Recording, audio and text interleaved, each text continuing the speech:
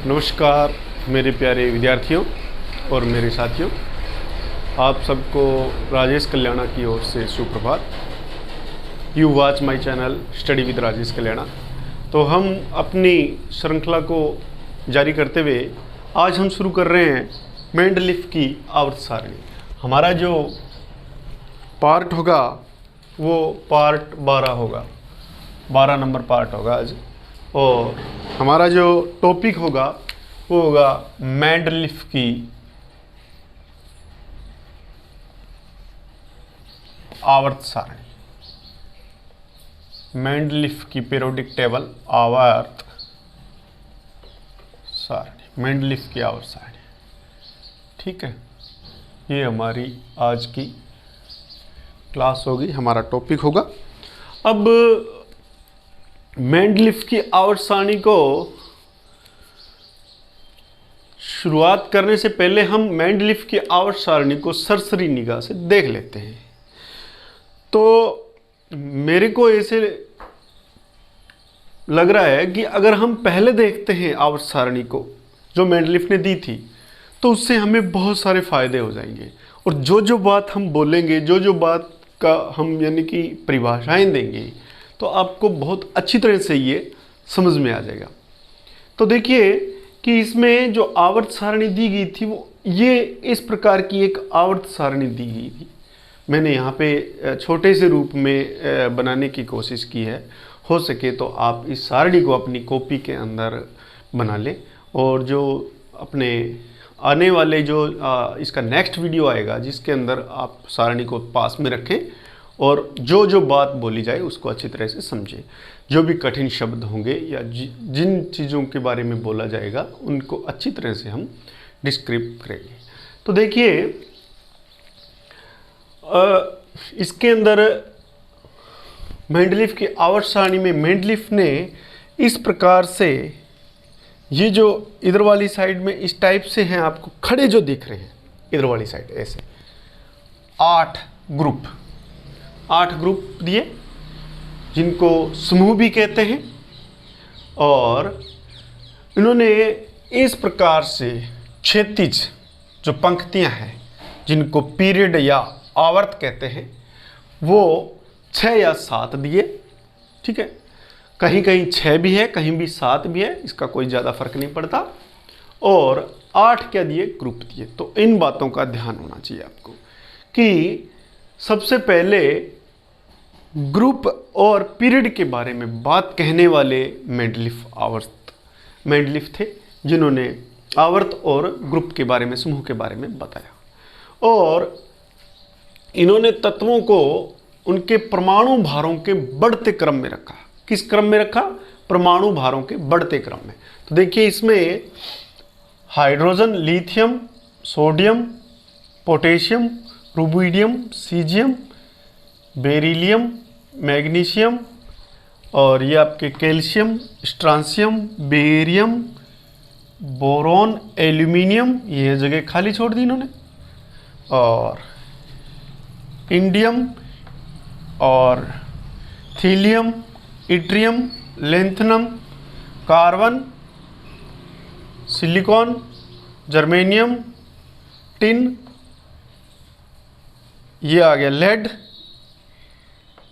Nitrogen, phosphorus, arsenic, antimony, bismuth, oxygen, sulphur, selenium, tellurium, fluorine, chlorine, bromine, iodine, और आपके इधर वाली side में ये टाइटेनियम, जर्कोनियम, हैफनियम, वेनेडियम, नायोवियम, ये थीलियम, ये आ गया आपके क्रोमियम, मोलिब्डेनम, इसको टंगस्टन, ये manganese, technetium, ferrous, cobalt, nickel, ruthenium, rhodium, palladium, osmium, yttrium, platinum. तो इस प्रकार से इन्होंने ये जो सारणी दी। अब देखिए इसके अंदर कि ये बढ़ते हुए परमाणु भारों के आधार पर दी थी। और परमाणु भार का हमने जिक्र कर लिया कि नाभिक के अंदर न्यूक्लियनों के भार को परमाणु भार कहते हैं, और न्यूक्लियन प्रोटॉन और न्यूट्रॉनों के भार को कहा गया है। अब इसमें देखिए जो बातें इन्होंने कही कि इन्होंने कथन क्या दिया था, स्टेटमेंट क्या दिया था कि तत्वों के गुण धर्म, यहाँ पे ये जो शब्द गुण धर्म है इसका मतलब रासायनिक और भौतिक, रासायनिक और भौतिक गुण धर्मों के बारे में बात करें कि तत्वों के गुण धर्म उनके परमाणु भारों के आवर्ती फलन होते हैं। अब ये आवर्ती फलन होते हैं, आवर्ती का मतलब जो बार बार आए, फलन का मतलब क्या है, जिससे संबंध हो। कहने का मतलब जैसे जैसे परमाणु भार बढ़ रहे हैं, जैसे जैसे, तो एक क्रम से, एक निश्चित क्रम से उनमें गुणों में भी धीरे धीरे धीरे धीरे क्या आ रहा है, बदलाव आ रहा है। आवर्ती फलन का मतलब ये हो गया। इसको हम इस टाइप से समझते हैं कि मान लो कि हम बाड़मेर में रह रहे हैं, पश्चिम दिशा में रहे, तो गुजरात के जो गुण हैं, बिल्कुल जो निकट में जो बॉर्डर पे गुजरात के रह रहे हैं, राजस्थान के, तो उनमें गुजरात के कल्चर, उनका रीति रिवाज, उनका खान पान उसके अंदर उन लोगों में दिखाई देगा। और जैसे जैसे जैसे जैसे मान लो वो आगे के जगह पर जाते हैं या आगे वाले ज़िले में जाते हैं, तो जैसे मान लो बाड़मेर वाले जो है जोधपुर के टच में लग गए, तो बाड़मेर वालों के गुण और जोधपुर वालों के गुणों में जो पास पास में रहते हैं उनके कल्चर में भी समानता आएगी। और कहने का मतलब कि उनमें जोधपुर के गुण भी आएंगे। और जो जोधपुर से आगे जो बीकानेर के टच में रह रहे हैं, तो जोधपुर वालों के अंदर थोड़े बहुत किसके गुण आते जाएंगे, धीरे धीरे धीरे धीरे जैसलमेर के भी गुण आते जाएंगे। तो इस प्रकार से जो गुण हैं वो एकदम से नहीं बदलते। लेकिन अगर हम बात करें गुजरात बाड़मेर के और आगे जयपुर वाले के, तो उनके गुणों में क्या हो जाएगा, अंतर। लेकिन ये अंतर का एकदम से तो नहीं आया, बिल्कुल धीरे धीरे क्रम से आया। इसी प्रकार ही बिल्कुल सभी चीज़ें इस टाइप से ही तत्वों पर भी लागू की कि तत्वों के गुण एकदम से नहीं बदले, धीरे धीरे। अब लिथियम और बेरिलियम में लिथियम के कुछ गुण क्या थे, बेरिलियम के भी थे, और बेरिलियम के साथ में लिथियम के भी थोड़े बहुत गुण होंगे। धीरे धीरे बोरोन आ गया, मान लो बोरोन के कुछ गुण बेरिलियम से भी मिलते हैं और कार्बन से भी मिलते हैं। इस प्रकार से धीरे धीरे जैसे गुणों में परिवर्तन होता गया, इन तत्वों को इस प्रकार से आवर्त सारणी में व्यवस्थित करते गए।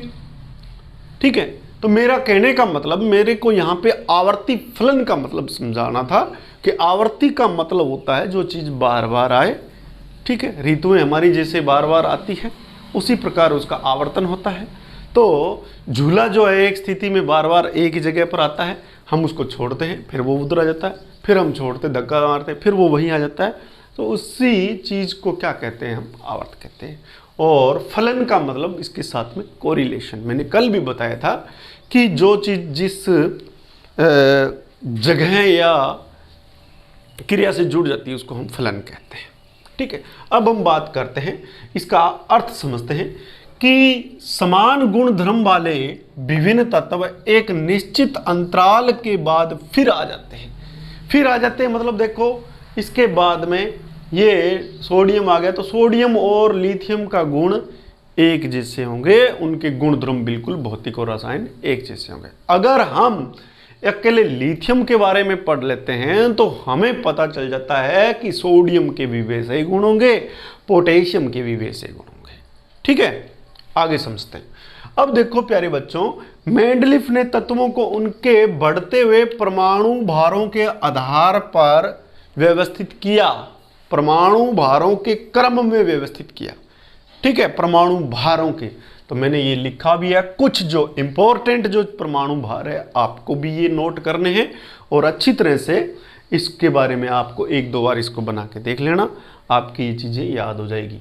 अब सुनिए कि परमाणु भार यहाँ पे लिथियम का 6 है, यहाँ पे बेरिलियम का 9 है, बोरोन का 10 है, कार्बन का 12 है, नाइट्रोजन का 14 है, ऑक्सीजन का 16, इस प्रकार से बढ़ रहा है। ठीक है, तो हमने इसके बारे में थोड़ा आपको लिख के बताया है कि ये जो है तत्वों को उनके परमाणु भारों के बढ़ते क्रम में बांटा गया है। अब सुनिए, यहां से लेके जैसे जैसे हम आवर्त सारणी में आगे जाते जाएंगे, इस टाइप से जाते जाएंगे तो परमाणु भार बढ़ता जाएगा, नीचे की ओर जाते जाएंगे तो भी परमाणु भार बढ़ता जाएगा, और उनमें गुणों के अंदर क्या आता जाएगा, निश्चित समय के बाद में, निश्चित जगह के बाद में अंतराल आता, समानता आती जाएगी। ठीक है, तो उसको फिर एक समूह में रख दिया। अब हम बात करते हैं कि आवर्त सारणी को दो दो उपवर्गों में भी बांटा, उपवर्ग बनाए। अगर कोई कह दे उपवर्ग किस सारणी में, आज की सारणी में है या मेंडलीफ की आवर्त सारणी में, तो मेंडलीफ ने दो दो उपवर्ग बनाए। देखो ये ए और ये बी, ये ए और ये बी, देखो आपके सामने। ठीक है, और ए में ये हैं आपके इधर वाले hydrogen, lithium, sodium, potassium, rubidium, caesium, और बी ग्रुप में, बी उपवर्ग में ये आपके कॉपर है, अर्जेंटम है, ओरम, सोना है। इस टाइप से सबके अंदर इस टाइप से दो दो ग्रुप बना रखे हैं। कईयों में है, ऊपर वालों में नहीं है, ए ही है, और नीचे यहाँ से जब चौथा और पांचवा पीरियड शुरू हो जाता है तो ये क्या हो जाता है, दो दो उपवर्गों में बढ़ जाता है। तो इस बात का भी आप थोड़ा ध्यान रखना। नेक्स्ट हम बात कर रहे हैं प्यारे बच्चों कि इन्होंने 7 आवर्तों के बाद में जो ग्रुप थे उनको संयोजकता के आधार पे बांटा, संयोजकता के आधार पे। इस संयोजकता शब्द को, वैलेंसी शब्द को हम आगे भी अच्छी तरह से डिफाइन करेंगे। यहां पे आप शब्द को याद रखें, संयोजकता। अब सुनिए, संयोजकता के बारे में बात करें तो देखो, पहले ग्रुप की संयोजकता 1 है, यानी कि ये 1 के साथ जुड़ेगा आगे के। सेकंड ग्रुप में संयोजकता 2 है। थर्ड ग्रुप में संयोजकता इसकी 3 है। फोर्थ ग्रुप में इसकी संयोजकता 4 है। ठीक है, इसी प्रकार ये जो है 5th ग्रुप में संयोजकता फिर कितनी हो गई, इसकी कम हो गई। संयोजकता 4 से ज्यादा नहीं बढ़ती, ध्यान रखना। टोटल संयोजकता अगर देखें तो 8 तक संयोजकता होती है, जिसमें से ये संयोजकता एक इस टाइप से बढ़ती है। प्यारे बच्चों, मैं आपको बता देना चाहता हूं, इस टाइप से बढ़ती है। हाईएस्ट पीक पॉइंट इसका 4 है, 1 तक बढ़ जाएगी, 2 तक बढ़ जाएगी, 3 तक बढ़ जाएगी, फिर वापिस 4 से फिर 3 हो जाएगी, फिर 2 हो जाएगी, फिर बेटा 1 हो जाएगी। ध्यान ये रखना है, इसकी प्लस होगी तो इनकी क्या हो जाएगी, ये माइनस हो जाएगी। ठीक है, जिनकी संयोजकता मान लो 1 है तो उनको 1 की जरूरत है, 2 है उनको 2 की जरूरत है, 3 है उनको 3 की जरूरत है, यानी कि 3 ये इलेक्ट्रॉन दे सकते हैं। तो ये संयोजकता का थोड़ा ध्यान रखना। अब सुनिए, बात करते हम कि जो मेंडलीफ थे, इन्होंने हाइड्रोजन और ऑक्सीजन जो बहुत ही क्रियाकारी तत्व थे उनके बारे में प्रमुखता रखी बहुत ही ज़्यादा, कि हाइड्रोजन और ऑक्सीजन जो है, जो तत्व हाइड्रोजन के साथ में मिलकर यौगिक बनाते हैं, उनको इन्होंने क्या कहा, इन्होंने जो हाइड्रोजन के साथ में मिलकर यौगिक बनाते हैं उनको इन्होंने हाइड्राइड कहा। क्या कहा, हाइड्राइड। और जो ऑक्सीजन के साथ में बनाए यौगिक, इनको उन्होंने ऑक्साइड कहा। क्या कहा, ऑक्साइड कहा। तो इस बात का आपको थोड़ा ध्यान रखना है कि इन्होंने हाइड्रोजन और ऑक्सीजन से संयोग करके बनाने वाले यौगिकों को हाइड्राइड और ऑक्साइड कहा। ठीक है, अब हम कह सकते हैं कि इसको समझने के लिए ऐसे कह सकते हैं कि इन्होंने, मान लो क्लास के अंदर टीचर कहते हैं कि भी एक लड़का है, मान लो एक लड़का बहुत इंटेलिजेंट है, ठीक है, ए नाम का लड़का है, बहुत इंटेलिजेंट है, और एक बी है जो बहुत ही कमज़ोर है, शरारती है, मान लेते हैं, ठीक है। तो हम कहेंगे कि आप ऐसे करो कि दो सेक्शन बना लो, जो बच्चे ए वाली कैटेगरी में ए के साथी हैं वो इधर वाली साइड में आ जाओ, और जो शरारती बी के साथी है वो अलग साइड में हो जाओ, ठीक है। उस प्रकार से ही इन्होंने कहा कि दो प्रकार के इन्होंने यौगिक लिए, जो हाइड्रोजन के साथ में संयोग करते हैं उनको तो उन्होंने हाइड्राइड कहा, और जो ऑक्सीजन के साथ में संयोग करते हैं इनको उन्होंने क्या कहा बेटा, ऑक्साइड कहा, ठीक है।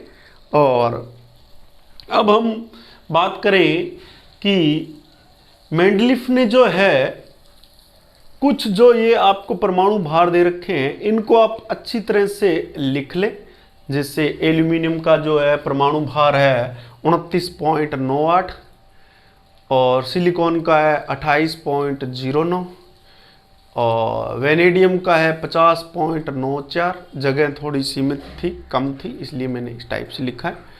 और क्रोमियम का 50.20 और इधर आपके मोलिब्डेनम का नहीं है, ये टेल्यूरियम का है 127.6 और आयोडीन का है 126.9 और फेरस का है, कोबाल्ट का, ये कोबाल्ट का बेटा ध्यान रखना, कोबाल्ट का है 58.93 और निकल का है 58.71।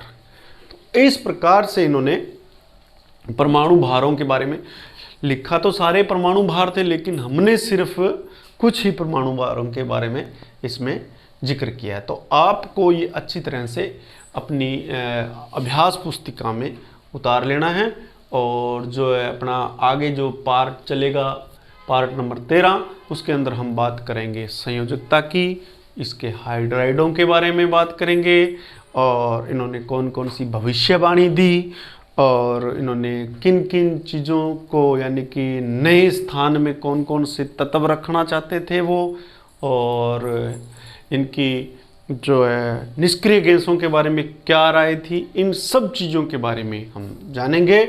लेकिन आप इसके लिए आपको इंतज़ार करना पड़ेगा और आपको देखना पड़ेगा पार्ट नंबर 13। तब तक के लिए आप लोग मेरे को दीजिए इजाज़त। जय हिंद, जय भारत, नमस्कार दोस्तों।